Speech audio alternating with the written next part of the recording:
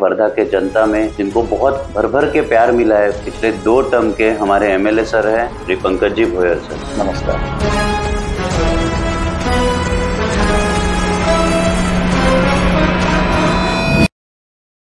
इथे एकच जलतरण तलाव आहे, तर त्याचं आपण पूर्ण रिनोव्हेशन केलं, रात्री सुविधा करून दिली। नंतर लाईट ऑफ युनिटीचा एक युनिक कन्सेप्ट आपण वर्धेमध्ये आणला।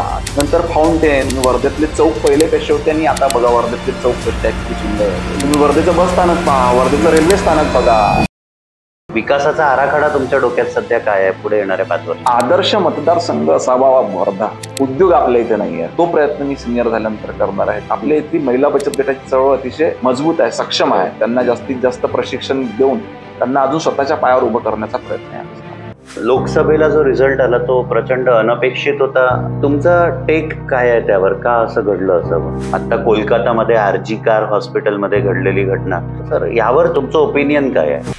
देवेंद्रजी फडणवीस, एकनाथजी शिंदे आणि उद्धवजी ठाकरे, तर तिघांबद्दल सर आपलं काय काय मत आहे? सन्मान्य देवेंद्रजी फडणवीस हे मुख्यमंत्री होते, त्यांना कामाची इतकी पारख आहे की इन अ सेकंड ते तुमच्या लेटरवर तुमचा जो प्रस्ताव आहे त्याची जाण त्यांना होते। शिंदे साहेब हे मुख्यमंत्री झाले तर त्यांचं देखील काम करण्याची पद्धत अतिशय चांगली आहे, ते अतिशय कार्यकर्ता म्हणून वर आलेले आपण बघितलं आहे। उद्धव ठाकरेजी जेव्हा मुख्यमंत्री होते,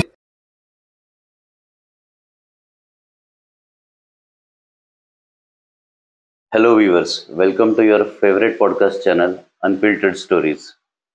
एक्चुअल में आज हमारे साथ बहुत ही पॉपुलर, बहुत ही पूरे जनता में, वर्धा के जनता में जिनको बहुत भर भर के प्यार मिला है पिछले 2 टर्म के हमारे एमएलए सर हैं श्री पंकज जी भोयर सर। नमस्कार। नमस्ते सर। सर तुम्ही आम्हाला वेळ दिला सर्वप्रथम आणि तुमचे व्ह्यूज एकदम बेधडक मांडण्याचं जे तुम्ही आम्हाला एक परमिशन दिली की सर तुम्हाला वाटलं तसं विचारा, ह्याबद्दल सगळ्यात पहिले मी तुमचे आभार मानतो।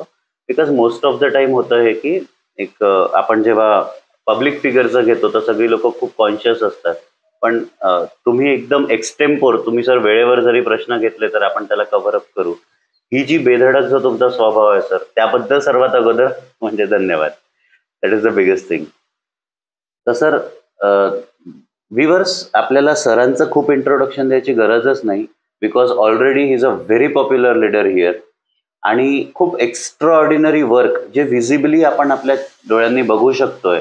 वर्धेचा जो संपूर्ण कायापलट झालाय, कोणी जर का फॉरेनमधनं जर का वर्धेला येईल, जर का तो 10 वर्षानंतर येत असेल तर त्याला बहुतेक आर्वी नाका ओळखताच येणार नाही, किंवा कोणतेही जे वेगळे रस्त्यांची कनेक्टिव्हिटीची जी एक बाजू आहे वर्धेसाठी आज भक्कम, ती एवढी एक्स्ट्रा ऑर्डिनरीली जबरदस्त वर्क झाली आहे। त्या सगळ्यांचं श्रेय ज्या व्यक्तिमत्वाकडे जात आहे ते doctor Pankaj Bhoyar sir. Introduction आहे, हे आहे सगळं, थोडं लोकांना ते थोडं बोर होतं, आपण डिरेक्टली पॉइंटकडे येऊया। मागले 10 वर्ष सर तुमची टर्म राहिली एमएलएची आणि प्रचंड सक्सेसफुल टर्म ती मानल्या जाते, म्हणजे तुमचं काम अगदी डोळ्याने दिसून पडतं, लोकांच्या चर्चेमध्ये आहे, सगळं आहे। तर तुमच्यानुसार मागल्या तुमच्या दोन्ही टर्म्स मधले सर्वात बेस्ट 3, म्हणजे लिस्ट तर खूप मोठी आहे, पण बेस्ट 3 वर्क्स जर का तुम्हाला वाटलं की हे पब्लिक पर्यंत पोहोचायला हवे, तर पहिले 3 तुम्ही कोणते रँक कराल? कामामध्ये साधारणतः 2 भाग येतात, एक म्हणजे डेव्हलपमेंट वर्क्स, विकासाची कामं, आणि दुसरा एक विषय असतो की लोकांच्या ज्या वर्षानुवर्षापासून न सुटणाऱ्या समस्या, काही किचकट प्रश्न असतात जे अनेक वर्षानुवर्षापासून सुटलेले नसतात, तर हे अनेक वर्षापासून न सुटलेले प्रश्न सोडविण्याचं भाग्य मला म्हणा किंवा यश आलं, त्याच्यामध्ये मला प्रचंड समाधान मिळालं। एक आपण जर बघितलं तर आपल्या वर्धा शहरातला मुख्य भाग आहे रामनगर, राईट? हा रामनगर पूर्ण परिसर लीजवरती आहे, जी 30 वर्षाकरता त्यावेळेस नगरपालिकेने लीजवर दिली होती 1930 साली। मग ही 61 मध्ये 30 वर्षाकरता रिन्यू करण्यात आली, पुन्हा 30 वर्ष संपल्यावरती, आणि 1991ला करायची होती पण तेव्हापासून ती झालेली नव्हती, आणि त्याच्यामुळे प्रचंड अडचणी त्या परिसरातल्या लोकांना यायचा। आणि रामनगर परिसर हा काही छोटा नाही, फार प्रचंड मोठी वस्ती आहे, भरपूर लोक त्या ठिकाणी राहतात, हार्ट ऑफ द सिटी आहे, आणि हा प्रश्न अनेक राजकारण्यांनी सोडवण्याचा प्रयत्न केला पण सुटत नव्हता।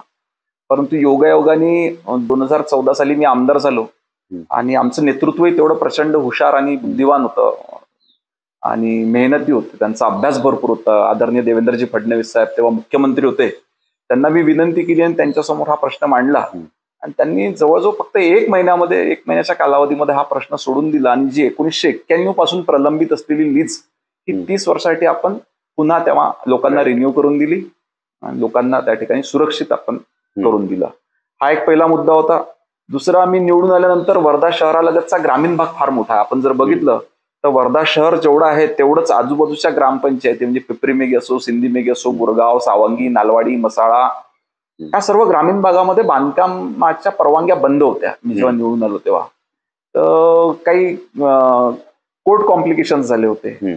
ते देखील मी सरकार पुढे मांडले. विधानसभेमध्ये नवीन कायदा तयार केला आणि ह्या ग्रामीण भागातल्या बांधकाम परवानग्या त्या ठिकाणी आपण सुरू केल्या. ही एक दुसरी मोठी आपण समस्या त्या ठिकाणी सोडविली. त्याच्यानंतर एक समाधान मिळते. एखादी गोष्ट कधी कधी खूप समाधान देऊन जाते. ती म्हणजे एक नवरगाव म्हणून ग्रामपंचायत जी जंगलामध्ये होती. प्रचंड वन्य प्राण्यांचा त्या ठिकाणी त्यांना त्रास होता आणि ते लोक मला आमदार व्हायच्या आधीपासून माझ्याकडे यायचे की भाऊ आमची मुक्तता याच्यातनं तुम्ही करा. तर आपण शासनाकडे सतत पाठपुरावा केला.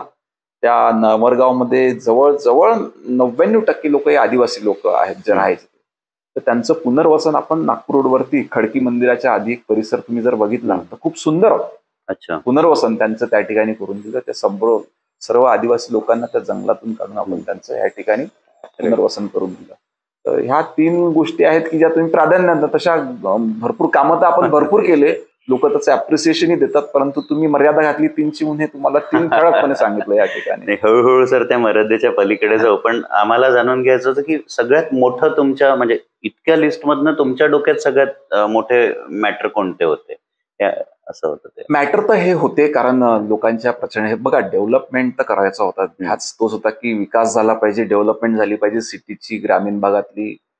नंतर सेलू तालुका माझ्याकडे आहे की ज्या ठिकाणी जवळजवळ 80% वर्ग हा शेतकरी आहे आणि प्रचंड मेहनती शेतकरी माझ्या या भागामध्ये राहतात. तर त्यांच्याकरता देखील काहीतरी केलं पाहिजे हा सतत विचार राहायचा. इरिगेशनचे प्रोजेक्ट आहे जे आपण आता लवकरच त्यांच्याकरता मंजूर करणार. सर हे सगळं करत असताना समाजाचे जसे वेगळे प्रभाग आपण जर का विचार केला तर एक समाज आहे जो ओबीसी समाज आहे, एक आदिवासी समाज वर्धा जिल्ह्यात बऱ्यापैकी आहे, दलित समाज आहे. तर ह्यानुसार सर तुम्ही आपण कॅटेगराईज केलं तर प्रत्येक समाजामध्ये आपण असं काही केलेलं आहे की जे अचीवमेंट्स आहेत वर्धेसाठी? प्रत्येक समाजामध्ये आपण केलं. आदिवासी समाज जर तुम्ही बघितला तर आपल्या संपूर्ण आदिवासी समाजाच्या सगळ्या योजना ह्या त्यांच्या आदिवासी एकात्मक विकास प्रकल्प कार्यालयामधून चालतात. त्यांना प्रत्येक अर्ज त्या कार्यालयामध्ये करावा लागतो. तर याच्याकरता आपल्या वर्धा जिल्ह्याकरता आदिवासी प्रकल्प कार्यालय होतच नाही. संपूर्ण वर्धा जिल्ह्यातल्या आदिवासी समाजाला हे नागपूरला जावं लागायचं कारण आपलं ऑफिस आहे वर्धा जिल्ह्याचं कार्यालय नागपूर कार्यालयासोबत मर्ज होतं. मी आमदार म्हणून निवडून आल्यानंतर सतत त्याची मागणीचा पाठपुरावा माननीय आदिवासी मंत्री आणि माननीय मुख्यमंत्र्यांकडे केला. शेवटी मला त्याच्यामध्ये 2018 मध्ये यश आलं की आपण वर्धा जिल्ह्याकरता स्वतंत्र आदिवासी प्रकल्प कार्यालय मंजूर करून घेतलं. ते सुरू केलं. कॅबिनेट पुढे ठराव जाऊन 39 पदांची मंजुरी देखील मिळाली आणि आज एक समाधान आणि आनंद वाटतोय की त्या सर्व लोकांना आता नागपूरला जायची गरज नाही. वर्धेमध्ये ते कार्यालय सुरू झालेलं आहे आणि त्याचा फायदा आदिवासी समाजातल्या लोकांना होतोय. ओबीसींकरता आपण जर बघितलं तर आधी स्वतंत्र मंत्रालय देखील त्या ठिकाणी नव्हतं. तर आपल्या भारतीय जनता पार्टीच्या सरकारने पुढाकार घेतला आणि स्वतंत्र मंत्रालय ओबीसी वर्गाकरिता त्याची स्थापना केली. आपल्या पूर्ण राज्यामध्ये आपण बघितलं तर की या आधीच्या काळामध्ये ओबीसी विद्यार्थ्यांकरता वसतिगृह नव्हते. आता आपल्या वर्धा जिल्ह्यासहित सर्व जिल्ह्यांमध्ये ओबीसी विद्यार्थ्यांकरता स्वतंत्र वसतिगृह राहावे याच्याकरता सतत पाठपुरावा केला आणि ती सुरू देखील या ठिकाणी झालेलं आहे. महाज्योती सारखी संस्थेची स्थापना करण्यात आली कारण आधी बार्टी होती त्या ठिकाणी SC ST विद्यार्थ्यांना प्रशिक्षण मिळायचं. आता महाज्योती ह्या संस्थेची स्थापना करून या मार्फत विद्यार्थ्यांना वेगवेगळे प्रशिक्षण, वेगवेगळे स्कीम्स आणि वेगवेगळ्या योजनांची माहिती या संस्थेतून देण्यात येतात. आपण दुसरं जर का बघितलं की दलित समाजाकरिता म्हणा अनेक ठिकाणी आपण अण्णाभाऊ साठे वाचनालय सुरू केलं. विहार अतिशय काही बहुतेक वस्त्यांमध्ये विहार आहे त्या विहारांचा विकास केला.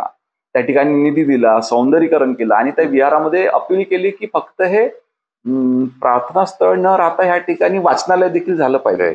आणि बऱ्याचशा विहारातल्या सदस्यांनी त्याचा स्वीकार केला आणि चांगल्या पद्धतीचे वाचनालय हे विहारांमध्ये त्या ठिकाणी सुरू आहे. एक आपल्या इथे डॉक्टर बाबासाहेब आंबेडकर उद्यान आहे जे अनेक वर्षापासून असंच पडतो. पण तिथल्या महिला बचत गटांनी पुढाकार घेतला, आमच्याकडे अप्रोच झाले, मी शासनाकडे आग्रह धरला की याचा विकास केला पाहिजे. आपण ते त्यांच्या सोबत त्यांच्या समन्वयाने त्याचं डेव्हलपमेंट केलं. आज अतिशय सुंदर डॉक्टर बाबासाहेब आंबेडकर उद्यान हे आपल्या वर्धा शहरामध्ये त्या ठिकाणी चालू आहे आणि बचत गट देखील ते उत्कृष्ट पद्धतीने चालवत आहे. नाही, म्हणजे हे सर मी तुम्हाला पर्सनली पावती देऊ शकतो की ती जागा अगोदर कशी होती आणि आता थोडस असं म्हणू शकतो घाणीचं थोडं साम्राज्य खूप होतं, पण आज ती एवढी सुंदर आहे की एका लेवलवर महावीर उद्यानपेक्षा आता डॉक्टर बाबासाहेब आंबेडकर उद्यान छान वाटतं. तुम्ही डॉक्टर बाबासाहेब आंबेडकर चौक बघा, त्या ठिकाणी आपण सेवाग्राम विकास आराखड्याच्या माध्यमातून त्याचं सौंदर्यीकरण केलेलं आहे. असे अनेक अनेक कामं आपण त्या ठिकाणी केले की ज्याचा फायदा लोकांना होतो आहे. आणि आंबेडकर उद्यानाबद्दल सांगायचं झालं तर आमचा तर फक्त त्याच्यामध्ये पुढाकार असतो की हे काम झालं पाहिजे, पण त्याचं नंतर व्यवस्थापन नियोजन हे अतिशय महत्वाचा भाग राहतो. याचं श्रेय पूर्णपणे त्या ठिकाणच्या महिलांना, महिला बचत गटाच्या सदस्यांना दिलं पाहिजे की जे त्या ठिकाणी उत्कृष्ट पद्धतीने चालवून राहिले. करेक्ट. तर कामं तर तसं बघायला गेलं तर युती सरकारमध्ये किंवा भाजप सरकारमध्ये भरपूर झालेत, पण एवढी कामं होत असताना पण एक लोकसभेला जो रिझल्ट आला तो प्रचंड अनपेक्षित होता टॉप लिडरशिपसाठी. एक तुमचा टेक काय आहे त्यावर, का असं घडलं असावं? हा रिझल्ट खरोखर आलेला जो तो सरप्राईज करणारा रिझल्ट होता. अशा पद्धतीचा निकाल आम्हाला अपेक्षित नव्हता, कारण प्रचंड काम 10 वर्षामध्ये केंद्र सरकार आणि राज्य सरकारने केलेलं होतं. परंतु असं म्हटलं जाईल की विरोधकांनी जे नॅरेटिव्ह सेट्स केले त्याच्यामध्ये त्यांना यश आलं. संविधान बदललं जाईल जर का खूप जास्त मेजॉरिटी असली तर. परंतु मला असं वाटते भारतरत्न डॉक्टर बाबासाहेब आंबेडकर यांनी आपल्या देशामध्ये संविधानाची अशी स्थापना केली किंवा अशी घटना आपल्याला दिली आहे की ज्याला कोणीच हात त्या ठिकाणी लावू शकत नाही, कोणीच बदलवू शकत नाही. त्याच्यामुळे अशा पद्धतीची भीती आपल्या देशातल्या कुठल्याही नागरिकांनी बाळगायला नको, असं माझं वैयक्तिक मत ह्या ठिकाणी आहे. आणि त्याच्यामध्ये त्यांना बऱ्याच मोठ्या प्रमाणात यश मिळालं. शेतकऱ्यांकडे ते सतत हॅमरिंग करत गेले की तुम्हाला काहीच मिळालं नाही, तुम्हाला काहीच मिळालं नाही. पण माझी विनंती आहे विरोधकांना असो किंवा इतर काही आमच्या मित्रांना की बाबा 10 वर्षामध्ये सन्मान्य पंतप्रधान नरेंद्र मोदी यांनी जितक्या योजना शेतकऱ्यांकरता दिल्या किंवा राज्य सरकारने जेवढ्या सुविधा आणि योजना शेतकऱ्यांकरता दिल्या त्या आधी कधी नव्हत्या. त्याचा कुठेतरी गैरसमज पसरवण्यामध्ये त्यांना यश आलं. परंतु मला पूर्णपणे खात्री आहे की आता तो दुरावा आम्ही पण त्या संदर्भात मग आम्ही त्यावेळेस त्याला व्यवस्थित हे करू शकलो नाही, आन्सर देऊ शकलो नाही. परंतु आता आम्ही व्यवस्थित त्याचं रिप्लाय दिले, आन्सर दिले आणि लोकांचं त्या ठिकाणी समाधान झालेलं आहे की नाही हे असं नाही आहे. करेक्ट. सर, सध्याचं एक म्हणजे पब्लिक परसेप्शन असं आहे की पुन्हा एक वेळा विधानसभेसाठी नॅरेटिव्ह सेट करण्याचं जे काम आहे ते विरोधकांकडनं जास्त होत आहे. म्हणजे उद्धवजी ठाकरे असतील किंवा शरद पवार गट असेल, आणि भाजप अजूनही त्याला तेवढं अग्रेसिव्हली काउंटर करायला थांबलेलं आहे. किंवा मला I don't know sir what is internal strategy, म्हणजे यू माइट बी नोइंग. नाही, बघा शेवटी ते विरोधक आहे, ते विरोधक म्हणून त्यांचं काम करत राहणार. आम्ही सत्तेमध्ये आहे, आम्ही आमची चांगले कामं लोकांपुढे घेऊन जाणार. आणि असं म्हटलं जातं की नेहमी सत्याचा विजय होतो. आम्ही चांगले काम घेऊन जाणार, लोकांपुढे मांडणार आणि मला पूर्णपणे खात्री आहे की लोक चांगल्या कामांना ते नेहमी पाठिंबा देतील निश्चितपणे. सर, आता येणारं 2024चं जे विधानसभा इलेक्शन आहे, म्हणजे we wish you the best की तुम्ही निवडून यावं. तर पहिल्यांदा तुम्हाला म्हणजे आता थर्ड टर्म मध्ये काय मोठे चेंजेस तुमच्या मनामध्ये आहेत जे तुम्ही आता म्हणजे आणण्यास इच्छुक असाल? आपण म्हणूया एक विकासाचा आराखडा तुमच्या डोक्यात सध्या काय आहे पुढे येणाऱ्या 5 वर्षांचा? एक आदर्श मतदारसंघ असावा वर्धा. आपल्या ह्या जिल्ह्याला राष्ट्रपिता महात्मा गांधी आणि आचार्य विनोबा भावे यांची पार्श्वभूमी लाभलेली आपला हा जिल्हा आहे. त्याच्यामुळे आपल्या जिल्ह्याची ओळख संपूर्ण देशामध्ये आहे आणि तीच ओळख मतदारसंघाची व्हावी. एक आदर्श मतदारसंघ आहे, त्याची निर्मिती करण्याकरता मग त्याच्याकरता मग प्रत्येक गोष्टी आली, पायाभूत सुविधा आली. तर उद्योग आपल्या इथे नाही आहेत, याची खंत आहे की उद्योग नाही आहेत आपल्याकडे. तो प्रयत्न मी सिनियर झाल्यानंतर करणार आहे की उद्योग आला पाहिजे ह्या ठिकाणी. नंतर स्वयंरोजगार हा एक खूप चांगलं टूल आहे युवकांकरता, की आज आपण बघतो की अनेक मुलं हे नवीन नवीन त्यांच्या इनोव्हेटिव्ह आयडिया घेऊन नवीन नवीन त्यांचे उद्योग उभे करत असतात. त्याला अजून चालना द्यायची. सेल्फ एम्प्लॉयमेंट आपण ज्याला म्हणतो, सेल्फ एम्प्लॉयडच्या माध्यमातून रोजगार त्या ठिकाणी निर्माण झाला पाहिजे. आणि पायाभूत सुविधांसोबतच विशेष करून महिला बचत गट, आपल्या इथली महिला बचत गटाची चळवळ अतिशय मजबूत आहे, सक्षम आहे. खूप चांगले उद्योग त्यांच्या माध्यमातून चालविण्यात येतात. त्यांना अजून बॅकअप देणे, त्यांना अजून त्यांच्यावरती प्रबोधन करणे, त्यांना जास्तीत जास्त प्रशिक्षण देऊन त्यांना अजून स्वतःच्या पायावर उभं करण्याचा प्रयत्न यावेळेस राहणार. खरं तर महिला बचत गटाचं काम सर इतकं दिसून पडतं सगळीकडे, आणि मला वाटतं ती संकल्पनाच आपली होती एखाद्या महिला बचत गटाकरता विशेष आपण काम केलं त्या ठिकाणी, कारण मी निवडून आल्यानंतर मला विविध महिला बचत गट भेटायचे आणि त्यांच्या समस्या ते त्या ठिकाणी सांगायचे. त्यांच्यातली युनिटी बघून आणि त्यांची कामाबद्दलची रुची बघून त्या ठिकाणी पुढाकार घेतला आणि आज जवळजवळ पहिला 15 महिला बचत गट भवन, म्हणजे कदाचितच महाराष्ट्रामध्ये एखादा आमदार असेल की ज्यांनी 15 महिला बचत गट कार्यालय भवन हे त्या महिला बचत गट महासंघाकरता त्या ठिकाणी उपलब्ध करून दिले. आणि तुमच्या माहितीकरता सांगतो की एक सालोडला महिला बचत गट नवी उमेद म्हणून त्या महिलांनी एकत्रितपणे येऊन धान्याचा व्यापार सुरू केला. अतिशय छोट्या स्वरूपात तो व्यापार होता. ते शेतकऱ्यांकडून धान्य घ्यायचे, त्याची साफसफाई करायची आणि बाजारपेठेत विकायचे. पहिले त्यांना रिस्पॉन्स नाही मिळायचा, कारण शेतकऱ्याला असं वाटायचं या महिला खरोखर आपल्या पिकाला भाव देतील, न्याय देतील का, भाव देतील का, पैसे खरोखर देऊ शकतील का. परंतु त्या महिलांनी धाडस असं केलं की त्या जेव्हा माल घ्यायचा तेव्हा लगेच शेतकऱ्यांच्या हातात पैसा द्यायचा, आणि ते इतका सुंदर त्याला साफसफाई करायची की बाजारात गेल्यानंतर व्यापारी देखील ते पटकन घ्यायचे आणि व्यापाऱ्यांना त्या विनंती करायची की आम्हाला आमचा मोबदला लवकर द्या, जेणेकरून त्या शेतकऱ्यांना लगेच ते पैसे देऊ शकत. ती त्यांची संकल्प चांगली लागली आणि मग अशी वेळ आली की शेतकरी हे बाहेर व्यापाऱ्यांना डायरेक्ट माल न देता त्या ठिकाणी ह्या महिलांना द्यायला लागले आणि महिलांना हे चांगलं बाजारपेठ त्या ठिकाणी मिळाली. आणि हळूहळू बघितलं तर मागच्या 2 वर्षाआधी त्यांचं टर्नओव्हर हे 5 करोड रुपयापर्यंत गेलं. याची दखल आपल्या जिल्हा प्रशासनानं घेतली, आम्ही दखल घेतली आणि त्यांना बॅकअप मिळण्याकरिता एका शासकीय योजनेतून जवळजवळ 1 कोटी रुपयाचं गोडाऊन आपण त्यांना त्या ठिकाणी बांधून दिलं. 1 करोड रुपयाचं गोडाऊन अतिशय चांगल्या पद्धतीने त्यांचा उद्योग त्या ठिकाणी करत आहे. सुंदर. म्हणजे ह्या खरं तर छोट्या छोट्या गावातनं येणाऱ्या सक्सेस स्टोरीज आहेत ज्या पब्लिक समोर यायला पाहिजे. आता कालच मी तुमच्या माहितीसाठी सांगतो, लखपती दिदींचा सन्मान हा कार्यक्रम आपल्या महाराष्ट्रामध्ये झाला. माननीय पंतप्रधान नरेंद्रजी मोदी हे जळगावच्या कार्यक्रमाला आले होते आणि प्रत्येक जिल्ह्यामध्ये तालुक्यामध्ये हा कार्यक्रम झाला. तर काल मला वर्धेच्या कार्यक्रमामध्ये जाण्याची संधी मिळाली, तेव्हा आपण त्या लखपती दिदींना प्रमाणपत्र दिले. तर तुम्ही विचार करू शकणार नाही की 49 फक्त वर्धा जिल्ह्यामध्ये 49,000 ह्या दिदी लखपती झाल्यात. कालच आपण जवळजवळ 5,500 दिदींना त्या ठिकाणी त्यांना गौरवपत्र दिलं. म्हणजे याच्यावरून हे सिद्ध होते की जर का महिलांना आपण व्यवस्थित बॅकअप दिलं, त्यांच्या पाठीशी जर उभं राहिलं तर निश्चितपणे त्या यशस्वीपणे त्यांचा उद्योग त्या ठिकाणी करू शकतात. म्हणजे महिला सशक्तीकरणाकडे सर एक प्रचंड वर्क झालं आहे. म्हणजे आपल्या थ्रू म्हणा, सरकारच्या थ्रू होतं, कारण की तुम्ही सरकारचा पार्ट होते तर तुम्हाला खूप छान बॅकअपही मिळालं त्याकरता आणि तुम्ही त्याचा पुरेपूर उपयोग घेऊन बऱ्यापैकी सगळं अवेलेबल करून दिलंय.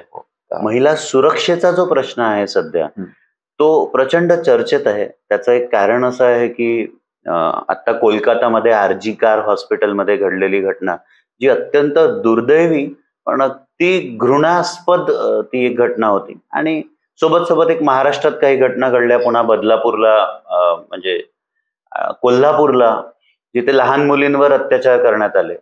सर यावर तुमचा टेक काय आहे किंवा तुमचं ओपिनियन काय आहे? कलकत्त्याला घडलेली घटना, बदलापूरला झालेली किंवा कोल्हापूरला, ह्या सर्व घटना निंदनीय, याचं कोणी समर्थन त्या ठिकाणी करू शकत नाही आणि अतिशय दुर्दैवी घटना या ठिकाणी आहेत. फक्त याच्यामध्ये ज्या वेगाने त्या ठिकाणच्या स्थानिक सरकारने कार्यवाही करायला पाहिजे ती मला असं वाटते बेंगॉलमध्ये, कलकत्त्यात झालेली दिसत नाही. याउलट आपण जर का बघितलं तर बदलापूरमध्ये लगेच गृहमंत्र्यांनी त्याच्यावर आदेश दिले, कारवाई केली. आपण जर बघितलं तर त्याला अटक देखील त्या ठिकाणी झालेली आहे. तर कुठंतरी स्थानिक सरकारनं याच्यामध्ये थोडी तातडीनं कारवाई करणे अपेक्षित आहे, जी महाराष्ट्रात झाली आणि कलकत्त्यात नाही झाली. राईट. म्हणजे ज्या सेन्सिटिव्हिटीनी हँडल व्हायला हवं होतं ते तिथे करण्यात आलं नाही. हा एक सर सामाजिक रोग पण आहे एका लेवलवर. महिला आपण म्हणू शकतो की प्रत्येक वेळी गव्हर्नमेंट त्याला कुठेतरी प्रोटेक्ट करण्याचं, म्हणजे आपण म्हणू शकतो एक सुरक्षा प्रदान करण्याचा प्रयत्न केला जातो. पण एक सामाजिक अँगल म्हणून पण जर का आपण बघायला गेलं तर, जर का if you get the chance, तुम्ही समाजाला काय यातनं एक उद्बोधन द्याल की आपण नेमकं काय केलं पाहिजे, आपल्या घराघरामध्ये काय चाललं पाहिजे? जसं आपण शिवाजी महाराजांचं घेतो की त्यांच्यापासनं आपण प्रेरणा घेऊन महाराष्ट्र चालतो आहे, महाराष्ट्रात अशा घटना घडत असताना घराघरात आपण असं काय माइंडसेट वेगळा सेट केला बाबा की ह्या सगळ्या घटना थांबवता आहेत? एक मला असं वाटते आई वडिलांनी देखील आपल्या पाल्यांकरिता काही मर्यादा घालून दिल्या पाहिजे त्याच्यामध्ये, की आणि लक्ष असलं पाहिजे. हा, त्याच्यावर लिमिटेशन्स नको, लिमिटेशन्स इन द सेन्स त्याचं स्वातंत्र्य देखील आपण त्या ठिकाणी घेतलं नाही पाहिजे. परंतु आपला मुलगा काय करतोय, आपली मुलगी काय करतोय, कुठे चालला, तो किती वाजता येतो, त्याची माहिती ठेवणं हे पालकांचं त्या ठिकाणी काम आहे. दुसरं, युवकांनी देखील थोडं काही गोष्टी आपल्या लक्षात ठेवल्या पाहिजे. कुठली गोष्ट मी केली पाहिजे आणि कुठली गोष्ट नाही केली पाहिजे. मी कुठे गेलो पाहिजे, कुठे नाही गेलो पाहिजे. आणि मला वाटतं जनजागृती हा फार महत्वाचा विषय आजच्या काळामध्ये झालेला आहे. अनेक चांगले विचार नसलेल्या लोकांना देखील प्रबोधनाच्या माध्यमातून आपण त्यांचे विचार त्या ठिकाणी बदलवू शकतो, असा मला पूर्ण विश्वास त्या ठिकाणी आहे. त्याच्यामुळे आपण आज बघितलं की बरेचसे मोटिवेशनल स्पीकर आपण बघतो, त्यांना आजकालचा खूप युथ ऐकत असतो. आणि अशा पद्धतीचे प्रबोधनाचे कार्यक्रम आपण जर घेतले, प्रबोधनाचं जर का सकारात्मक पद्धतीने आपण विचार केला, त्याचा रिझल्ट निश्चितपणे मिळेल. Right sir. सर, वर्धा शहरातला तसं बघितलं तर आपला जिल्हा जो आहे तो वनांनी खूप समृद्ध आहे. बोर धरण अतिशय प्रेक्षणीय स्थळ, टायगर रिझर्व्ह आहे. बस त्यासोबत सर एन्व्हायरमेंटल चेंजेस करता गार्डन्स म्हणा किंवा अशा प्रकारे आपण सर काय काय वर्क त्यामध्ये केलेलं आहे? एक तर आपण वर्धेतल्या सामाजिक संस्थांचं, एनजीओचं अभिनंदन केलं पाहिजे की अतिशय चांगलं काम आपल्या वर्धेतल्या सामाजिक संस्थांमार्फत होत आहे. त्यांना लोकप्रतिनिधी म्हणून मी थोडाफार हातभार लावला. आणि आपण जर बघितलं असेल तर वर्धेतला ITI टेकडीवरचा ऑक्सिजन पार्क असो किंवा मुक्तांगण असो, बदललेलं चित्र तुम्हाला त्या ठिकाणी पाहायला मिळेल. त्याच पद्धतीनं माझा प्रयत्न आहे की वर्धेतलं प्रत्येक गार्डन, प्रत्येक पार्क, प्रत्येक उद्यान हा चांगला त्या ठिकाणी झाला पाहिजे, ज्या ठिकाणी लोकांना फिरण्याच्या सुविधा, वॉकिंग ट्रॅक असावा. आपण ग्रीन जिम हे जवळजवळ प्रत्येक उद्यानामध्ये इन्स्टॉल केले आहे लोकांना, कारण आजकाल लोकांमध्ये प्रचंड जागृती आली आहे. सर्वजण आपल्या आरोग्याची काळजी घेण्याचा प्रयत्न करतात. आजकाल योगा भरपूर लोक करतात, त्याच्यामुळे योगा शेड, योगा भवन आपण जवळजवळ प्रत्येक गार्डनमध्ये देण्याचा प्रयत्न करतात. त्याचा फायदा देखील अनेक मंडळी त्या ठिकाणी घेतोय. तर याचा एकंदरीत चांगला फायदा त्यांच्या आरोग्याच्या दृष्टिकोनातून देखील सर्व मंडळींना होणार आहे. क्या बात आहे सर. म्हणजे योग भवन जो कॉन्सेप्ट आहे तो अतिशय युनिक आहे खरं तर बघायला गेलं तर. आणि वेगळ्या लेवलवर त्यालाही खूप आपण म्हणू शकतो उत्साहाने तुम्ही तो राबवलाय. म्हणजे एक लोकांच्या हेल्थ बद्दलची अवेअरनेसही तुम्ही एक MLA म्हणून जपली. We are all thankful for that. तर सोबत एक अजून मुद्दा येतो, तो आहे तरुणांच्या बेरोजगारीचा. थोडंसं वर्धा जिल्ह्याला ती खंत आहे की मोठ्या इंडस्ट्री सेटअप व्हायला हव्या किंवा तुमच्याकडनं सर त्या अपेक्षा आहेत. तर आपले सध्या त्या डायरेक्शनला काय एफर्ट्स चालू आहेत? नाही, इंडस्ट्री फक्त मोठी चालली पाहिजे असं काही आवश्यक नसते. आणि अनएम्प्लॉयमेंट हा काही विषय असतो असं मला त्या ठिकाणी वाटत नाही. प्रत्येक युवक ज्याची काम करण्याची मनापासून इच्छा आहे त्याला निश्चितपणे रोजगार मिळाल्याशिवाय आजच्या परिस्थितीमध्ये नाही आहे. आपण जर बघितलं की अजूनही चांगल्या स्किलची आवश्यकता सर्व ठिकाणी बघतो. आपण जर गेलो MIDC मध्ये तर अनेक छोटे मोठे उद्योग त्या ठिकाणी सुरू आहेत. त्यांच्याशी चर्चा केल्यानंतर ते म्हणतात की हमको अच्छे हँड्स नाही मिळते. आणि एकीकडे आपण म्हणतो की बेरोजगारी आहे. तर याचं कुठंतरी मिसमॅच त्या ठिकाणी होते. काही तांत्रिक कारणामुळे मोठे उद्योग कदाचित नसतीलही येत की त्यांना मुंबई, पुणे, नाशिक ही त्यांच्या कन्व्हिनियन्स प्रमाणे त्या ठिकाणी बघतात. परंतु असलेल्या ठिकाणी मुलांनी, आणि आजकाल मुलांचा देखील कल आपण जर बघितला तर नोकरी करण्यापेक्षा सेल्फ एम्प्लॉयमेंट वरती जास्त आहे, जी एक सकारात्मक गोष्ट आहे. मला असं त्या ठिकाणी वाटते की ते म्हणतात ना की जॉब करणे के बजाय जॉब देणारा बनो. तो आज जॉब देण्याचं ध्येय अनेक तरुणांनी आपल्या मनाशी बाळगलेलं आहे आणि अनेक युवकांनी ते प्रत्यक्षात उतरवलं देखील आहे. आपण जर बघितलं वर्धा शहराच्या आजूबाजूला वेगवेगळे उद्योग तुम्हाला त्या ठिकाणी दिसतील. आता नवीन हायवेज झाले, रिंग रोड झाले, नवीन नवीन रेस्टॉरंट तुम्हाला त्या ठिकाणी दिसतील. तर अशा पद्धतीचा युवकांचा देखील प्रयत्न त्यांच्या परीने त्या ठिकाणी चालू आहे. राईट. ठीक आहे सर.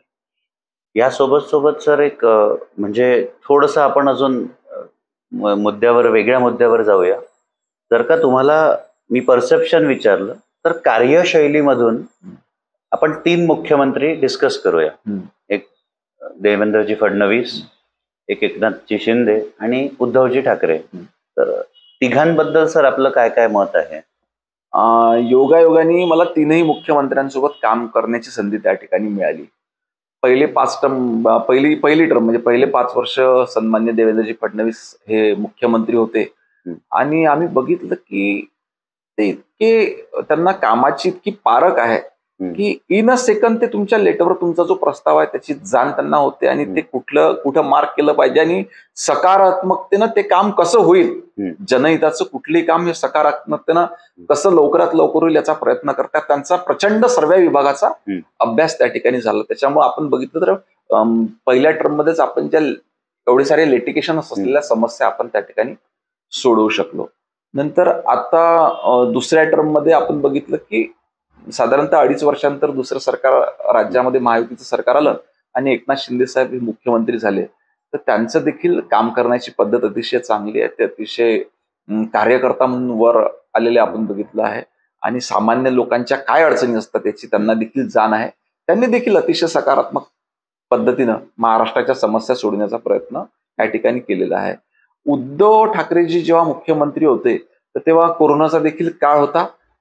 परंतु लोकप्रतिनिधी असल्यानंतर तुम्हाला तुमच्या वैयक्तिक समस्येवर दुर्लक्ष करून जनतेची समस्या पहिले सोडविणं हे तुमचं त्या ठिकाणी कर्तव्य होऊन जातं. त्याच्यामुळे आपण बघितलं तर ते जवळजवळ 2-2.5 वर्ष मंत्रालयामध्ये आलेच नाही. हार्डली आले असतील ते 5-6 महिन्यातनं एखाद्या वेळेस ते त्या ठिकाणी मंत्रालयामध्ये आले आणि जोपर्यंत तुम्ही तुमच्या कार्य करण्याच्या ठिकाणी त्या ठिकाणी पोहोचत नाही तोपर्यंत तुम्ही त्या कार्याला न्याय देऊ शकत नाही. म्हणून ज्या पद्धतीनं त्या काळात कोरोनाचं हँडलिंग व्हायला पाहिजे होतं किंवा कोरोनाच्या वेळेस ज्या लोकांकरिता सुविधा पाहिजे होत्या दुर्दैवानं त्यावेळेस त्या ठिकाणी ते राज्य सरकार नाही करू शकलं किंवा इतर विकासाची कामं देखील आपण बघितलं त्या 2.5 वर्षामध्ये ठप्प होते.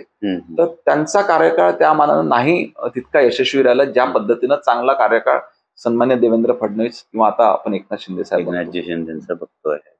बरोबर आहे सर. ह्यामध्ये सर आता थोडंसं असं बघू शकतो की जो शेतकरी वर्ग आहे नॉर्मली अशी चर्चा चालते की त्यांना थोडंसं जास्त एक्सपेक्टेशन आपल्या सरकारकडनं म्हणा होतं आणि त्यामुळे आता तो सूर नेमका काय आहे तो मला आपण नाही जज करू शकत. तो नाराजीचा आहे की सॅटिस्फॅक्शनचा आहे. तुमचं ओपिनियन काय आहे सर नेमकं शेतकरी वर्गावर आपल्याकडनं काय काय मेजर कामं करण्यात आली वर्धा जिल्ह्यात? वर्धा जिल्ह्यामध्ये भरपूर कामं करण्यात आली. ज्या ज्या केंद्र सरकारच्या राज्य सरकारच्या योजना होत्या त्या परिपूर्णपणे शेतकऱ्यांना मिळून राहिल्या की याच्यावर भर देण्यात आला. ग्रामीण भागामध्ये शेतकऱ्यांची साधारणतः मागणी असते की आम्हाला पांदन रस्ते मिळाले. पांदन रस्ते आपण त्या ठिकाणी भरपूर प्रमाणात उपलब्ध करून दिले. नंतर विहीर किंवा विहिरीवरचे कनेक्शन हे आपण त्या ठिकाणी उपलब्ध करून दिले. मधातल्या काळामध्ये आपण योजना आणली होती मागेल त्याला शेततळे. अनेक शेतकऱ्यांना आपण त्या ठिकाणी शेततळे उपलब्ध करून दिले. परंतु दुर्दैवानं काय झालं की मागच्या काही वर्षामध्ये शेतकऱ्याच्या अडचणी ह्या प्रचंड वाढत गेल्या कारण त्याच्यामध्ये ज्या काही नैसर्गिक आपत्ती त्याच्यावरती आल्या त्याच्यामुळे तो प्रचंड अडचणीत येत गेला आणि केंद्र सरकारने राज्य सरकारने भरपूर त्या ठिकाणी उपाययोजना आणून त्याला त्या संकटातून बाहेर काढण्याचं त्या ठिकाणी काम केलेलं आहे. परंतु अजूनही ते काम पूर्णपणे संपलेलं नाही. अजूनही आपला शेतकरी हा प्रचंड अडचणीमध्ये आहे.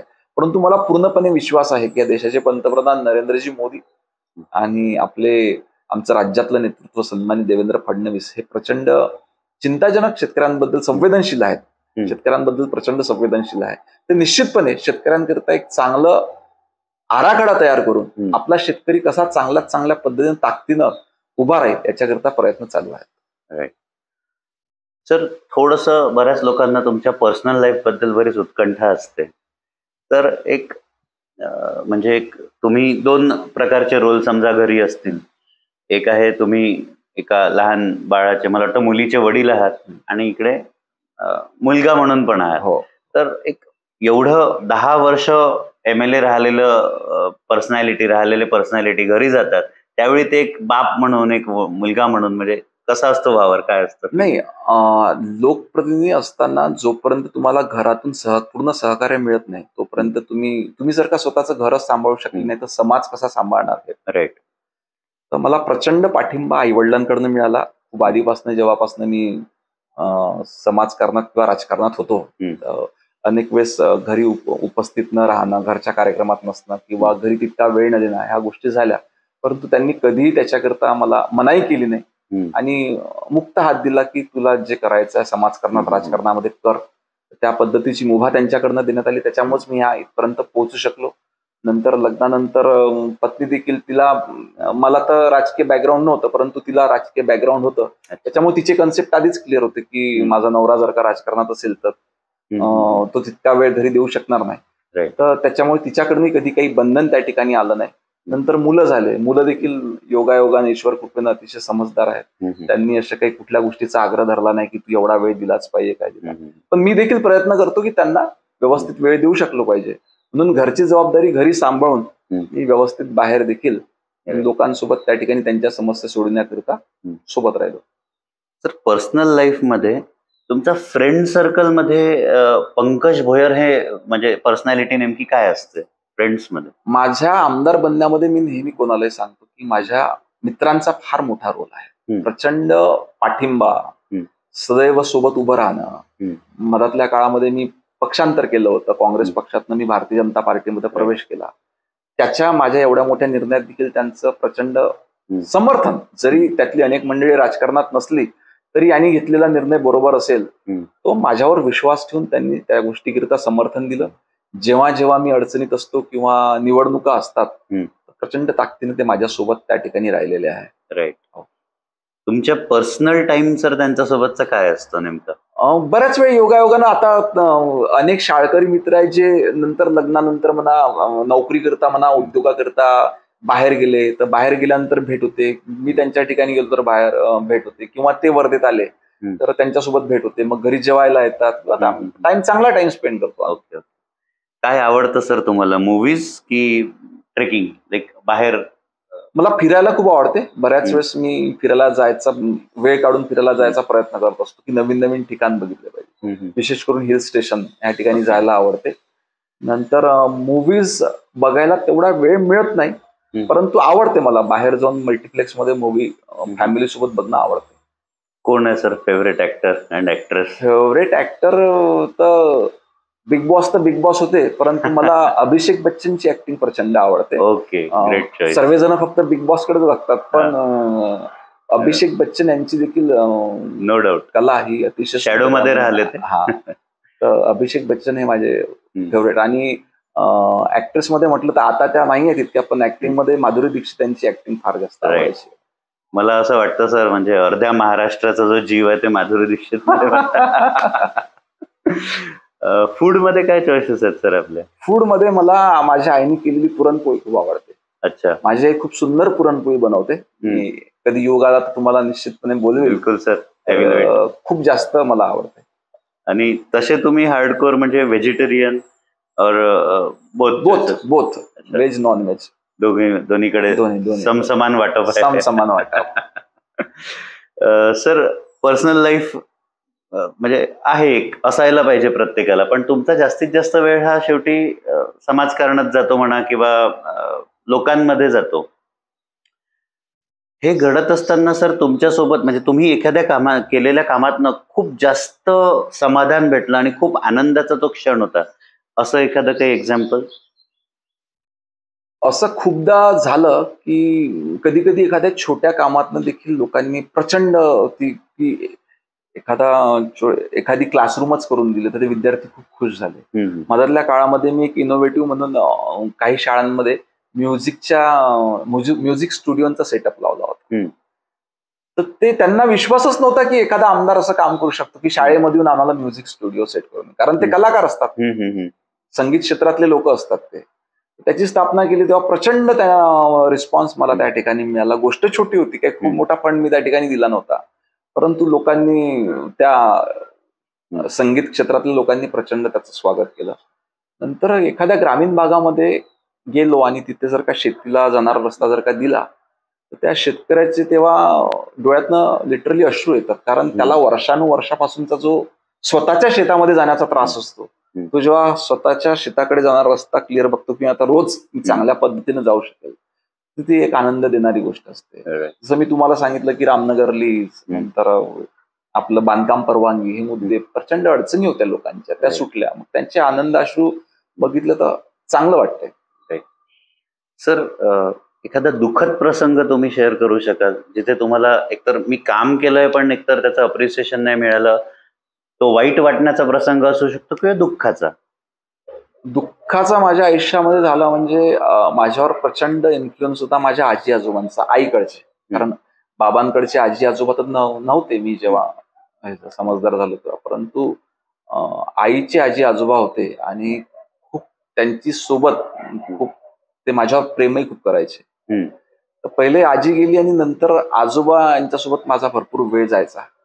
कारण त्यांना सर्व क्षेत्रातलं नॉलेज येते. ते हाडाचे शेतकरी होते आणि खूप प्रॅक्टिकल असायचे. माझी काही कधी अडचण झाली, कारण मी वडिलांना घाबरायचो, प्रत्येक गोष्ट त्यांच्यासोबत शेअर नाही करायचो, पण आजोबांसोबत करायचो. प्रत्येक गोष्ट, माझ्या मनातली प्रत्येक गोष्ट त्यांच्यासोबत शेअर करायचो आणि ते त्याचं बरोबर परफेक्ट उत्तर माझं समाधान करून द्यायचे त्याच्यामध्ये. पण ते जेव्हा गेले तेव्हा मला प्रचंड दुःख झालं. ते जेव्हा निघून गेले तर एक असते कोणीतरी की जो आपल्याला नेहमी योग्य परिस्थितीमध्ये योग्य सल्ला देतो, तो व्यक्ती निघून गेल्यावर तुमची अडचण होते. तो सगळ्यात दुःखदायक क्षण माझ्यासाठी होता. आणि समाजात काम करताना सर एखाद्या कामामधनं आलेलं डिसअपॉइंटमेंट असं होते की तुम्ही खूप उत्साहाने एखादं काम करता आणि काही लोकांची त्याच्यावरती प्रतिक्रिया डिसअपॉइंट करणारी असते. पण आपण त्यांना समजून घेतलं पाहिजे की ते का बरं त्यांनी प्रतिक्रिया तशी का बरं दिली. तर आपण त्याचा अभ्यास करणं. शेवटी आपण जास्त जबाबदार लोक, आपल्यावर जबाबदारी जास्त आहे. राईट. 3 लाख लोकांमध्ये त्यांनी आमदार मला केलं, बरोबर आहे. तर मग आपल्यावर जबाबदारी जास्त आहे. तर त्याच्यावर व्यथित न होता त्यांनी असं का केलं पाहिजे, का केलं असेल याच्यावर चिंतन करायचं आणि अजून सॉर्ट आउट करण्याचा प्रयत्न करायचा किंवा त्यांना चांगल्या सकारात्मकतेनं ती गोष्ट समजून सांगायची. आणि तुम्ही 2 स्टेप मागे येऊन जर का ते समजून सांगितलं तर लोक समजून घेतात. हे खूप सुंदर व्ह्यू होता सर तुमचा एखाद्या गोष्टीकडे बघणारा. म्हणजे आय शुड अप्रिशिएट दॅट. मला असं वाटतं पर्सनली पण बऱ्याच गोष्टी मी शिकतो पॉडकास्ट मधनं, पण मला असं वाटतं की तुमचा हा विचार मी माझ्याजवळ आता नेहमी ठेवला पाहिजे. कुठेतरी थोडा पब्लिक मध्ये माझा पण संपर्क येतो. बरेच मुलं असतात शिकताना, का ते नाराज असतील त्याचा आपण का बरं असतील तर आपण करू शकतो. Great great vision sir. एखादा किती नकारात्मक माणूस असेल परंतु त्याला जर का ते चांगल्या यांनी समजून सांगितलं तर मला पूर्ण विश्वास आहे की तो समजून घेतो. वेळ लागतो थोडासा, परंतु समजून घेतो. तुमचा उद्देश जर का पवित्र असला तर निश्चितपणे यश येतं त्याच्यामध्ये. Correct sir. ह्या सोबत आता थोडेसे अजून काही 2-3 मुद्दे आहेत जे मला असं वाटतं की आपण कव्हर अप केले पाहिजे.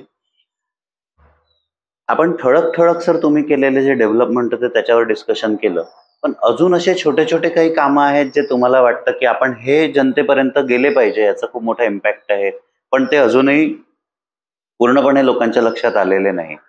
सुदैवानं अनेक कामांचं ऍप्रिसिएशन लोकांनी दिलं. लोक फोन करून सांगतात, मेसेज पाठवतात, समाधान व्यक्त करतात. तुम्ही विचार केला की आपल्या इथे एकच जलतरण तलाव आहे, तर त्याचं आपण पूर्ण रिनोव्हेशन केलं, रात्री सुविधा करून दिली. आता योगायोगाने आदरणीय देवेंद्रजीमुळे मी नवीन जलतरण तलाव त्या ठिकाणी महिलांकरता स्वतंत्र, कारण एकच असल्यामुळे प्रचंड गर्दी त्या ठिकाणी होते. लहान मुली त्याच ठिकाणी, लेडीज पण त्या ठिकाणी, जेंट्स पण त्या ठिकाणी. तर मग आता आपण छोट्या मुलांकरता आणि लेडीज करता एक सेपरेट त्या ठिकाणी, त्याच ठिकाणी बाजूला एक करतोय. त्याच्यामुळे चांगली सुविधा लहान मुलांकरता आणि महिलांकरता होईल.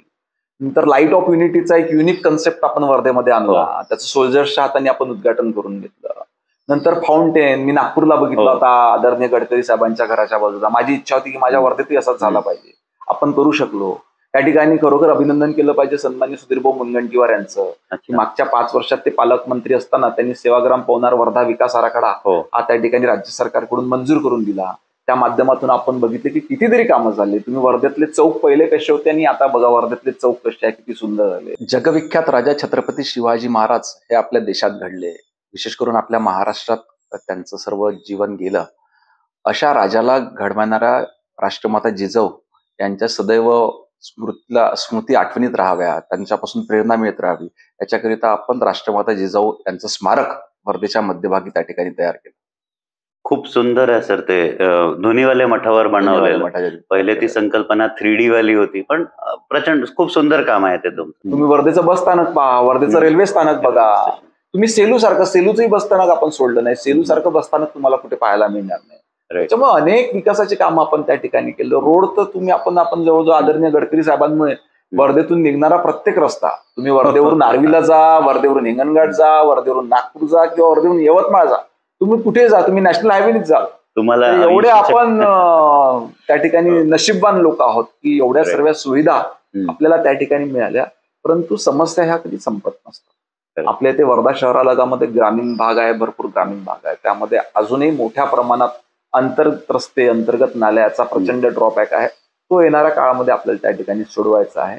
त्यामुळं अजूनही समस्या त्या येणाऱ्या काळात सोडवायच्या आहेत. हो. म्हणजे डेव्हलपमेंटला कधी काही सीमा नसू शकते. सीमा पुढे जातात. Yes yes. पण एक आहे सर की शहर प्रचंड सुंदर झालं तुमच्या रेजिम मध्ये. जेव्हा बाहेरची लोक येऊन सांगतात की बाबा वा वा मी वर्धेत गेलो होतो, किंवा जुनी मित्रमंडळी जी खूप वर्षानंतर येते ते सांगतात, काही लोक बाहेरची मिळतात, अरे मी मागे येऊन गेलो होतो 2 महिने आधी वर्धेला, किती बदललं, किती सुंदर केलं. आदरणीय गडकरी साहेब ज्यांचं काम पूर्ण देशाने अप्रिशिएट केलं, ते जेव्हा वर्धेला येतात त्यांनी मला 2दा म्हटलं, पंकज तो वर्धा बदलवून टाकलं. खूप समाधान मिळते जेव्हा इतका मोठा माणूस म्हणतो की बाबा तू बदल पूर्ण ह्या ठिकाणी घडलं, तर अतिशय समाधान त्या ठिकाणी मिळते. राईट. Great sir. आणि सोबत सोबत असं वाटतं तर फक्त आमच्याच पक्षातले नाही, इव्हन विरोधी पक्षातले लोक चुपचाप जेव्हा एकटे भेटतात ते अप्रिशिएट, भाऊ डेव्हलपमेंट तो आपने किया, मग मिळतं, समाधान मिळतं. जरी तो विरोधी पक्षात असला तरी तो त्या कामाबद्दलचं हे बघून अप्रिशिएट करतो काम. सर सध्या तसं बघायला गेलं या मोमेंटवर 2024च्या विधानसभेच्या तयारीमध्ये असं वाटतंय की महायुतीकडनं जवळजवळ तुम्ही फायनल झालेलेच आहात असं पब्लिकला वाटतं. मी तो विचार तुमच्या समोर मांडतो. आणि अपोजिट साईडला आपण म्हणूया महाविकास आघाडीमध्ये मी थोडेसे नावं घेऊन चर्चा करेल. एक शेखरजी शेंडे आहेत जे 3 वेळा, मला वाटतं 2 वेळा तुमच्याच अगेन्स्ट लढले. एक डॉक्टर सचिन पावडे सर आहेत, नंतर मला वाटतं सुधीरजी पांगुळ आहेत, आणि एक चौथी सध्या लेटेस्ट एंट्री म्हणजे अभेदेवजी मेघे. तुम्हाला काय वाटतं सर, कोण जास्त चांगली टक्कर देऊ शकेल असं तुमच्या डोक्यात येतं? नाही, आपलं वर्धा शहर बघा एक छोटं आहे. आपले सर्वांचे संबंध आहेत, आणि विरोधी पक्षातले सगळेच उमेदवार चांगले आहेत. कुठलाही उमेदवार राहिला तर diplomatic. No, it is not diplomatic. Shekhar Shende यांचा राजकीय अनुभव आहे. नंतर डॉक्टर सचिन पावडे चांगले डॉक्टर आहेत. सुधीर पांगुळ चांगले समाजसेवक आहेत. उदय दादा जे आमचे मोठे बंधू आहेत, त्यांनी आरोग्य क्षेत्रात भरपूर काम त्या ठिकाणी केलेलं आहे. त्याच्यामुळं प्रत्येकाची आपापली काम करण्याचं क्षेत्र आहे किंवा खासियत आहे. लोक आता निश्चितपणे, मी 10 वर्षात काम केलं आहे काही, आणि आपल्या लोकशाहीमध्ये प्रत्येकाला उभं राहण्याचा अधिकार आहे. नुसते हेच नाही, अजूनही काही लोक आहेत ज्यांना उभं राहायचं, आणि निश्चितपणे ही अपेक्षा का बरं राहू शकत नाही की बाबा मी पण लोकांसमोर गेलो पाहिजे. मला सध्या फ्रंट रनर हे आहेत, पण अजूनही काही लोक आहेत की ज्यांना उभं राहायची इच्छा निश्चितपणे राहतील आणि राहिले देखील पाहिजे. कारण आपल्या देशात लोकशाही आहे, ज्याची जी इच्छा असेल ते त्या ठिकाणी होते, आणि जेव्हा स्पर्धा असते तेव्हाच सर्व लोक काम देखील चांगलं करतात. तर स्पर्धा होणे अतिशय आवश्यक आहे, जेणेकरून त्याचा फायदा लोकांना होईल त्या ठिकाणी. सर, उदयजी मेघेंनी अचानक म्हणजे भाजपची साथ सोडून ते काँग्रेसकडे गेले. काय घडलं असावं असं तुम्हाला वाटतं? पहिले उदय दादा मला असं वाटते भारतीय जनता पार्टीच्या बॅनरवर देखील लढण्यास इच्छुक होते. त्यांनी तसं देखील केलं, परंतु कदाचित त्यांना लक्षात आलं असेल की मला नाही उमेदवारी मिळणार, असं कदाचित त्यांना वाटलं असेल, आणि त्यांची लढण्याची मनापासून इच्छा असेल कदाचित, म्हणून मग ते काँग्रेसमध्ये गेले. तर त्यांना काँग्रेसमध्ये कोणी कदाचित असं होऊ शकते कोणी कमिटमेंट केलं असेल की तुम्हाला आम्ही सीट देऊ, असे गेले असावे. माझी त्यांची या विषयावर चर्चा झाली नाही, परंतु असं होऊ शकते म्हणून कदाचित ते गेले असतील. तर तिथे सर एक भाजपला थोडस असं वाटलं का की काही आपलं नुकसान झालं असं काही घडल्यामुळे? नाही, भारतीय जनता पार्टी हा जगातला 1 नंबरचा पक्ष आहे. हा लोकांनी तयार केलेला पक्ष आहे. त्या ठिकाणी उदय मेघे गेले किंवा पंकज भोयर जरी पक्ष सोडून गेले किंवा अजून कोणी गेलं तर पक्षाला फरक पडत नाही. इथला कार्यकर्ता हा प्रचंड मजबूत कार्यकर्ता आहे, आणि भारतीय जनता पार्टी हा कार्यकर्त्याच्या भरोश्यावर बनलेला पक्ष आहे, नेत्यांच्या भरोश्यावर नाही. त्याच्यामुळे कोणी गेलं तर पक्षाला त्या ठिकाणी फरक पडत नाही, कारण कार्यकर्ते त्याच ठिकाणी राहतात, आणि भारतीय जनता पार्टीचा बेसचा कार्यकर्ता आहे. करेक्ट. सर, सध्या सरकारची एक खूप म्हणजे फ्लॅगशिप योजना आपण म्हणूया, लाडकी बहीण योजना, जी मध्य प्रदेशच्या धर्तीवर महाराष्ट्रात राबवण्यात आली. दोन टेक आहेत सर यावेळी. म्हणजे बघा, मी बोलत असताना एक जनतेमधनं काय चर्चा आहेत ह्या आपल्यासमोर मांडण्याचा प्रयत्न करतोय. दोन टेक आहेत, की खूप छान योजना आहे, महिलांना त्याचा खूप उपयोग होईल आणि आता म्हणजे माझ्या स्वतःच्या ऑफिसमध्ये सगळ्याच महिलांनी त्याला अप्लाय केला. सगळ्यांना ते पैसे मिळाले पण लगेच. पण एक असा वर्ग आहे सर ज्यांना वाटतं, की एखाद्या स्कीममधनं एखादं काम करून घेऊन किंवा आपण म्हणू ज्या हे असतात आशा वर्कर असतात, त्यांचं कामातून मानधन वाढवून दिलं गेलं असतं, असं वाटल्यापेक्षा. तर 2 गोष्टी सर इथे परसेप्शनवर येतात लाडली बहीण योजनामध्ये, की कामात थ्रू आपण पैसे दिले असते तर ते बरं झालं असतं का?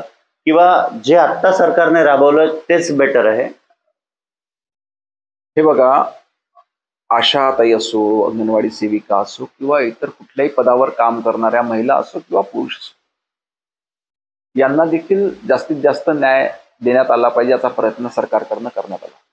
परंतु आपल्या इथे देशामध्ये लोकसंख्या फार मोठी आहे. अनेक वर्ग असा आहे की ज्यांना त्या ठिकाणी जॉब मिळत नाही. आपण एकीकडे जेव्हा महिला सबलीकरणच्या गोष्टी करतो तेव्हा निदान तिला बेसिक मदत तरी झाली पाहिजे, जेणेकरून ती तिच्या, आता आपण बघितलं की अनेक महिलांनी त्या ठिकाणी प्रतिक्रिया दिल्या की आता मी माझ्या मुलाला ट्युशन लावू शकेल, मी माझ्या मुलाला कपडे घेऊ शकेल, मी माझ्या मुलाची फी त्या ठिकाणी भरू शकेल, मी माझा हा छंद जोपासू शकेल.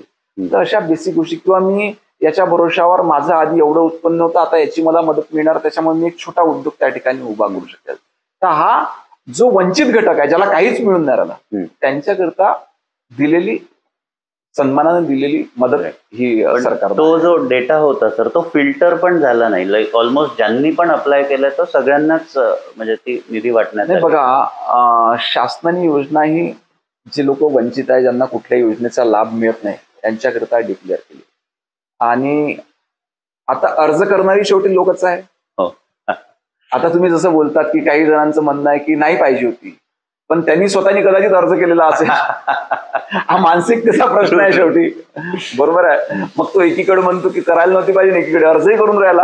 आता अनेक आमचे विरोधक बोलतात की नाही, कशाला आणली योजना आहे, आणि स्वतःच कॅम्प लावून राहिले, आपापल्या एरियामध्ये कॅम्प लावून राहिले की आणि लाडकी बहीण योजनेचा फॉर्म भरा म्हणून. त्याच्यामुळं एक स्पष्ट भूमिका असली पाहिजे. याच्यामध्ये शासनाची भूमिका हेच आहे की ज्या घटकाला कुठनंच काहीच मदत होत नाही, त्याला एक छोटीशी, त्या 1500 रुपये महिन्यांनी खूप काही बदल त्या कुटुंबामध्ये त्या ठिकाणी होणार नाही, परंतु एक बेसिक मदत, एक हातभार, आपण हातभार ज्याला म्हणतो, हातभार लावण्याचा प्रयत्न त्या ठिकाणी सरकारने केलेला आहे. पण या योजनेत अचानक पैसे वळवल्यामुळे बाकीच्या योजनांवर सर त्याचा काही इफेक्ट येण्याचे चान्सेस? नाही, याचा इफेक्ट बाकीच्या योजनांवर पडणार नाही. आज आपण बघितलं की समाज मजबूत करणे अतिशय आवश्यक आहे, आणि विशेष करून महिला ह्या अतिशय सकारात्मक ऊर्जा प्रत्येक क्षेत्रामध्ये देत असतात. आपण त्यांना जर एक बेसिक प्लॅटफॉर्म त्या ठिकाणी तयार करून दिला तर त्याचा फायदा प्रचंड मोठ्या प्रमाणात सर्व समाजाला होतो. आपण शाळेत असताना कदाचित तुम्ही एखादं वाक्य वाचलं असेल की महात्मा ज्योतिबा फुले सांगायचे, ज्यांनी महिलांकरता शिक्षणाचं दालन ओपन करून दिलं होतं, की एक पुरुष जेव्हा शिकतो तेव्हा तो एकटा शिकतो, परंतु जेव्हा एक महिला शिकते तर संपूर्ण कुटुंब शिकते. राईट. ही सत्यता आपण जर बघितली, अजूनही तुम्ही बघा की घरातल्या मुलांचा अभ्यास स्त्रीच घेते. असं नसतं की ती रिकामी असते, तिचं वर्किंग अवर्स जास्त आहे. सकाळी उठल्यापासून रात्री झोपेपर्यंत ती हाऊसवाईफ असली तरी काम करत असते. बहुतेक आपल्या दोघांच्या घरची परिस्थिती आपण सांगतो. आपण कार्यालय आपल्या ऑफिसमध्ये 10 वाजता जातो आणि 6 वाजता वापस येतो, पण तिचं सकाळी 6 पासून रात्री 10 पर्यंत सतत काम त्या ठिकाणी. असं असतानाही ती तिच्या मुलांकरिता वेळ काढते आणि त्यांचा अभ्यास घेण्याचा प्रयत्न करत असते. त्याच्यामुळे जर का आपण समाजामध्ये महिलांना योग्य न्याय दिला, त्यांना पाठबळ दिलं, तर समाज मजबूत होण्याकरता प्रचंड मदत यावेळेस होऊ शकते. सर, एक वर्धा शहरामध्ये 2 गोष्टींचं अजून एक आपल्याला डिस्कशन करणं गरजेचं आहे. एक आहे जी अंडरग्राऊंड भुयारी योजना आणण्यात आली, ती सक्सेसफुल ठरली की फेल्युअर ठरली ती चालू झालीच नाही, पण त्यात रस्त्याचं भरपूर खूप वेळा काम काढण्यात आलं. तुमचं काय ओपिनियन आहे सर? नाही, अंडरग्राऊंड भुयारी योजना आणली ही चांगल्या उद्देशानंच आणण्यात, ड्रेनेज सिस्टम त्याची अंमलबजावणी त्यावेळेस चांगल्या पद्धतीनं करण्यात नव्हती आली, परंतु नंतर आपण त्या ठिकाणी सरकारकडे सूचना केल्या, सरकारच्या टीम येऊन गेल्या, त्यांनी संबंधित एजन्सीला सांगितलं, प्रशासनाला सांगितलं की त्याच्यामध्ये काय सुधारणा केल्या पाहिजे. आज आपण बघितलं तर बऱ्याचशा सुधारणा त्याच्यामध्ये झालेल्या आहे.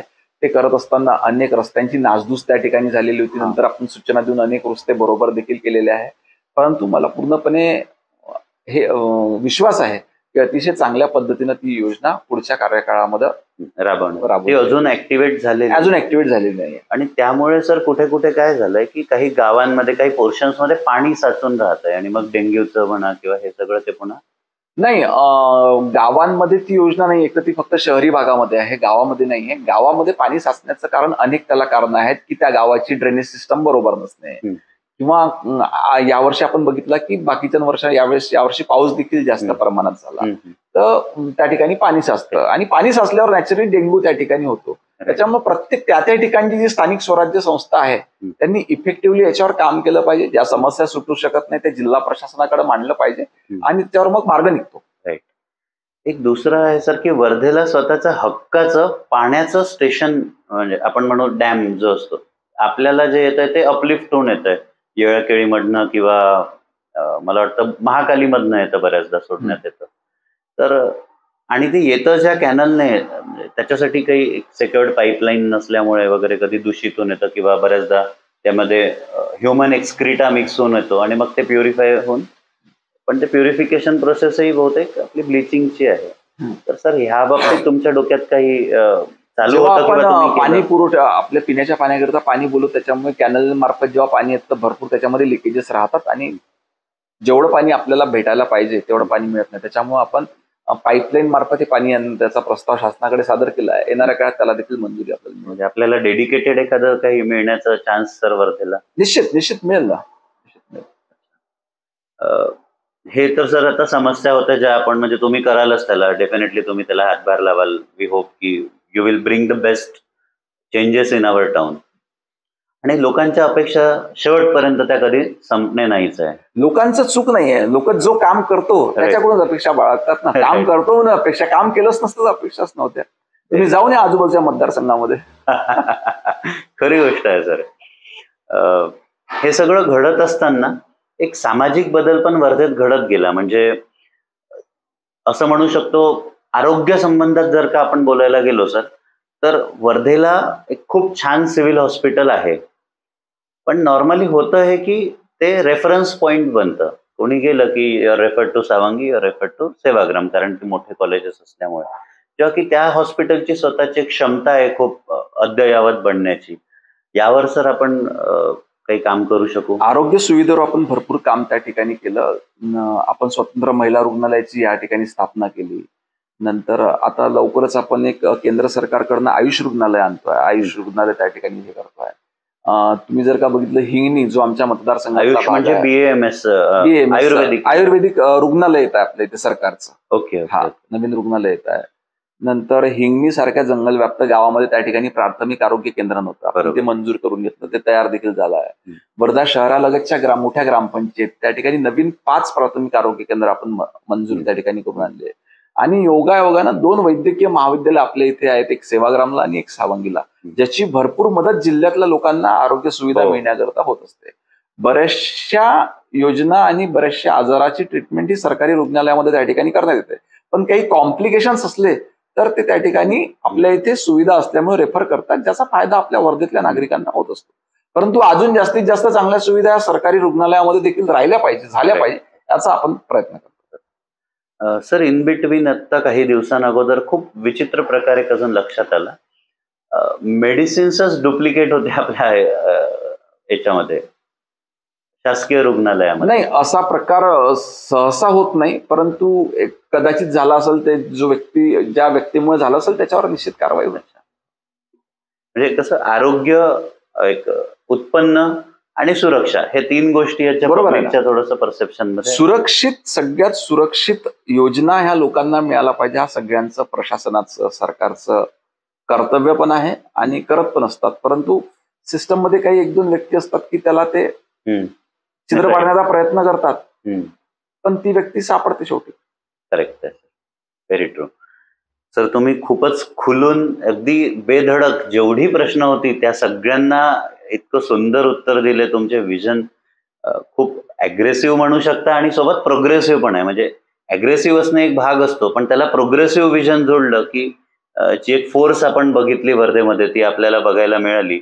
अगदी लगतच्या ग्रामपंचायतींमधले लहान लहान रस्ते म्हणा, तुमचे म्हणजे जिथे पण गेला तुमचा एक फोटो एखाद्या बेंचवर अगदी काहीतरी तरी असतं. सो मला म्हणजे ते पर्सनली वाटलं की हे तुम्हाला जरूर कळावं, की आम्ही अगदी लहान-सहान मंदिरात गेलो तरी तुमच्या नावाचा एक बेंच तरी असेल. तर हा प्रचंड चेंज तुमच्या थ्रू आला. पुढील वाटचालही तुमची खूप यशस्वी असावी आणि वर्धेला प्रचंड मी म्हणतो की पहिला मुद्दा रोजगाराच्या दरम्यान जर थोडा म्हणजे पर्सनली मला पण वाटतं की अजून तुम्ही छान लक्ष द्यावं आणि आम्हाला एवढा वेळ दिला याबद्दल खूप खूप धन्यवाद. एक सर काही शेवटचा मेसेज असेल व्ह्यूअर्स पर्यंत तर तो जरूर पोहोचवावा. माझा मेसेज विशेष करून युवकांकरिता आहे की येणारा काळ हा फार चॅलेंजिंग आहे. एम्प्लॉयमेंट म्हणा, एज्युकेशन म्हणा, परंतु स्वतःचा आत्मविश्वास जर का आपण मजबूत केला आणि मजबूत ठेवला तर येणाऱ्या कुठल्याही चॅलेंजला किंवा कुठल्याही संकटाचा आपण अतिशय यशस्वीपणे त्या ठिकाणी मुकाबला करू शकतो. आपल्या घरच्यांवरती विश्वास ठेवा, मित्रमंडळी तयार करा आणि स्वतःचं प्रत्येक काम हे प्रामाणिकतेनं करण्याचा प्रयत्न करा, ज्याने आपल्याला 100% आयुष्यामध्ये यश येतं. धन्यवाद. तुमचं देखील आभार. धन्यवाद.